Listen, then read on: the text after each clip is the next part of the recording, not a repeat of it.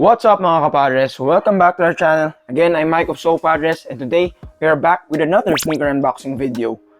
So by the way, here at So Padres, we do vlogs, detailed reviews, unboxing videos, YouTube short videos on sneakers, toys, collectibles, and other stuff. So with no further ado, let's get into it.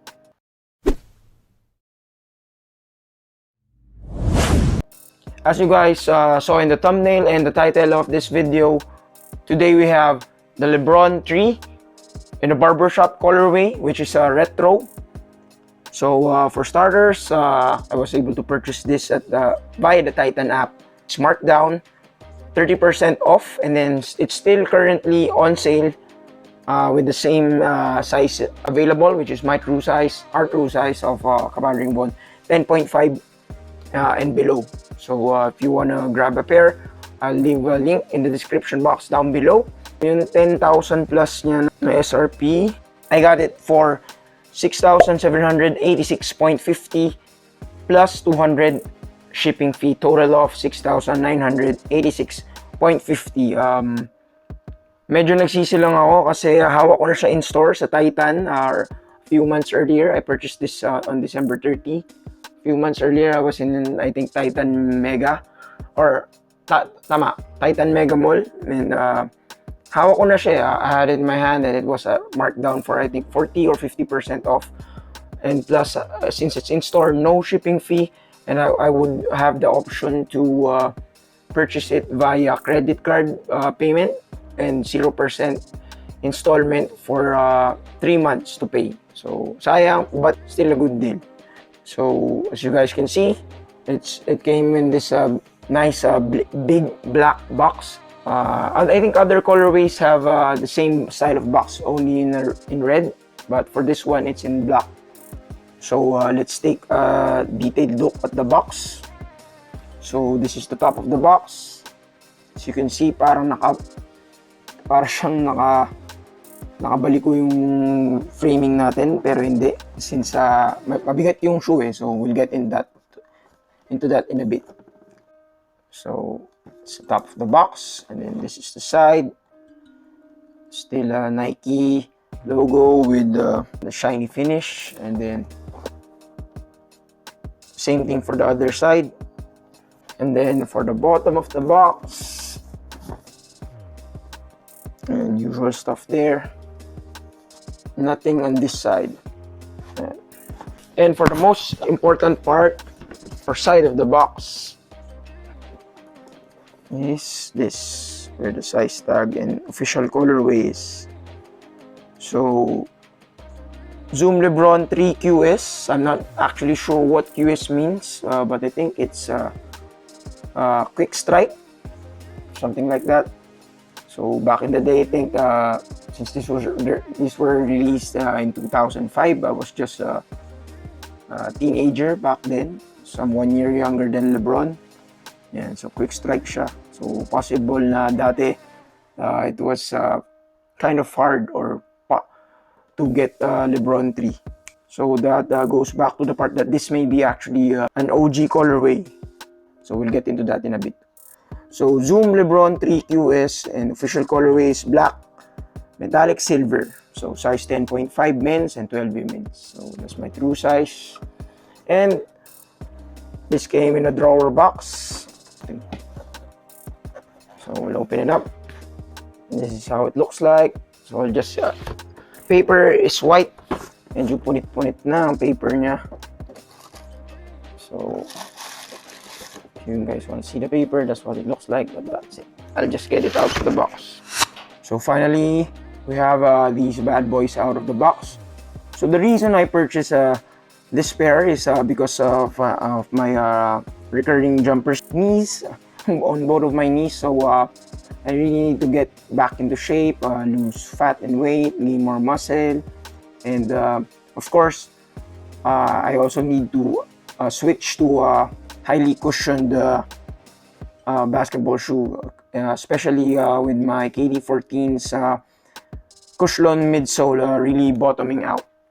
Plus, it's really hard to get any colorway of the LBJ 20s due to the hypebeast resellers. That's one of the reasons why I turned to getting this shoe instead, since it's still a Lebron, still a high cushion, and the tech in these actually surprised me, because back in 2005, still was a kid, didn't know much about sneakers and how they perform and what's in them. So yun, I was actually surprised to know what's in these bad boys. So as for the colorway, since I'll be playing this in our village court, I picked this one, black, since this is also the only one LBJ3 available. There's LBJ or Lebron 2 available. Maccabi and the USA colorways are both in white, so I picked this instead. So black, of course, hindi dumihin, and then of course pumili rin tayo ng super durable na shoe, which we'll get into a bit about the other stuff like cushion and durability and materials of the shoe. So for the colorway, this is the Lebron 3 Barbershop. So as you can see, there's 3 stripes here. So that signifies the barbershop. You've been to a barbershop, yung merong umiikot na ganun. So I'm not sure if this is an OG or a new colorway, but Bron has been wearing these in the current season. I think this is the shoe that he was wearing in the first half of the game, where he was wearing the Lebron 20s, the bread ones, and then he was about to take the game-winning shot, and then his shoes, the Lebron 20 breads, slipped off. So I think, and this was the shoe that he was wearing in that game in the first half. So barbershop is a thing both for American and Filipino cultures, where people talk about lots of stuff, whether it be gossip or sports or whatever. That's what the colorway is about, and I think Bron did a show like this where there are other celebs and they talk about anything under the sun. So let's get into the details of the shoe. The traction, multi-directional lines na may crisscross na halo, and then there's flex grooves, more like flex slashes because they're really deep and big, but actually the shoe has almost next to nothing when it comes to forefoot flex. Of course, kung sa kamay yan, but on foot, I think they'll be okay. So details on the bottom. These have the red swoosh, which I'm sure is on the OG colorways, if this is not one. And by the way, I've already tried these on fit here in our house. The traction has 0 squeak. So I'm yet to play in these, and watch out for our full performance review or performance update. We also did the YouTube short of this pair. Check the link out in the description box down below, or we'll insert a card in the upper right corner of the screen if we can. So moving up, we have a Phylon midsole with P-box shells for support due to the massive zoom units. Of course, since this is a max cushion setup shoe designed for Lebron, so hindi ka ma-injure, hindi ka matapilok, or you don't roll over your foot, to prevent the sides of the shoe from caving in when you strike, do certain foot strikes like this, ganyan. They put this full length P-box or TPU shell on the side, which is really hard. Speaking of the zoom units, these actually have really large volume zoom units.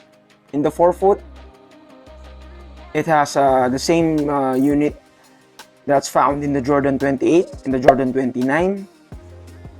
And then in the heel, it has the same unit, I think, which is found in the current Lebron, which is the Lebron 20. And then on top of that, it actually has PU insole or polyurethane insole in the Barbershop colorway. And then on top of that, there's a leather patch to add premium quality with this logo L23. Oh, almost forgot to share. These just came with this paper inserts. So these are super duper comfy and probably one of the zoomiest shoes I've ever tried personally. So moving up to the upper. Upper on this colorway is genuine leather, has leather straps, forfen, that really help lock your foot in. Metal looking, yet hard plastic lace loops. And for the laces, they came in rope laces with metal aglets. So, super nice touch, premium na premium. And another thing here is for the heel. People nowadays think that one of the new technology that the Lebron 20 has is the Nike Sphere Tech on the heel, on the sock liner, but it's actually found in the Lebron 1, 2, and 3. So that's actually a callback. And the Sphere Tech of Nike is actually one of their sweat wicking materials for their apparel. So and it's found here in the Lebron 3 2 as well as the 1 and 2. And another thing I like about this is it has a low cut style on the lateral side of the shoe versus the medial side, which is definitely a high cut. So this part kind of gives you a more range of motion. And for the tongue, it has, I think this is probably a synthetic suede for the tongue. Same for these parts, the lines here seem to be also synthetic suede. I'd also like to add that this shoe actually smells like vanilla if you sniff it. Of course, ito brand new. Hindi ka naman sisingot ng gamit na eh. So, smells like vanilla. Just like the Kobe 5 Bruce Lee, which is one of our first ever videos. You'll also see a card of that video in the right upper corner of the screen and a thumbnail on the left upper side of the screen. So if you want to check out that and come back to this video, be our guest. Now for the other details on the shoe, mostly the difference between the right and the left pair. For the right foot, on the outsole, on this part, you can see here Lebron, and then for the left, you can see here James. On the right pair, on the medial side near the toe box, it says here 330, which is the area code of Akron, Ohio, or Akron, Ohio. And then on the left, it says BBZ, which is the initials, I think, for the first names of LeBron's kids, Bronny, Bryce, and I think Zuri. So both shoes have swooshes here, and then L23 here, one of LeBron's old logos, and then one of my favorite touches on the shoe, which is this super premium looking lion logo of LeBron, na para siyang nasa glass or hard plastic, and then a little touch here of patent leather, giving you that premium vibe. And another detail is the left pair has the number 2 in this midfoot part. Oh, I almost forgot to add this part. Of course, inside the midsole, you have here this very nice carbon fiber shank plate, which gives you torsional rigidity and that spring back when you run and jump in it. And moving forward, the right shoe has the number 3. So of course, Lebron number 23. And more details. Yan. L23 shiny logo here. And then this big swoosh here. And of course, the heel has an internal heel counter. And this leather piece also kind of acts like external piece too, to really support and cup your heel. So with that said, these are really supportive and yet heavy in hand. I can say that they're really heavy in hand. Ngayon pa lang nangangawit na ako sa pag-vlog eh. But when I try them on feet, I can feel that the weight distribution is okay. That's why on feet they feel not light but kind of average or normal. So I've tried walking a lot in these here in our house, and they actually feel like a boot, kind of similar to Jordan 12. If you had the Jordan 12, these are very, very similar. and how they feel it with the cushion. Not similar with the cushion setup, but you know, super springy, zoomy feeling, and then the weight and the materials plus the clunkiness. So can you hear that? So yeah. So hopefully when I play in them, they'll be okay.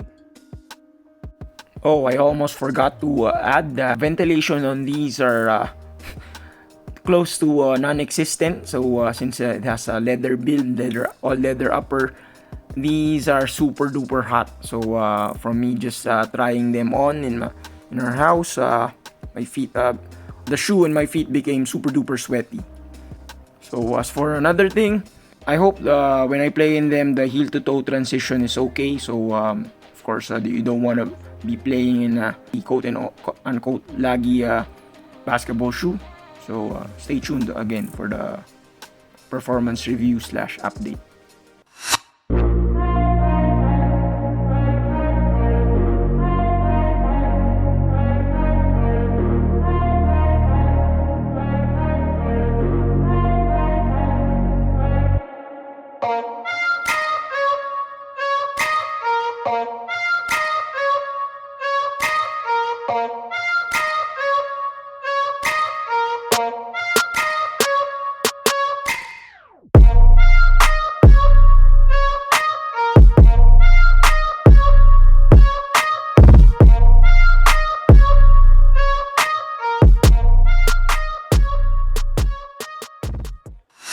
If you made it to this part of the video, super duper thank you.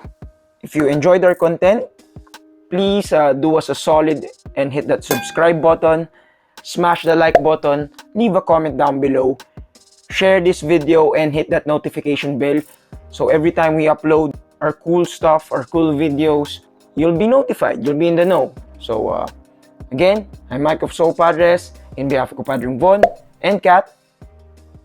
Thank you and peace out.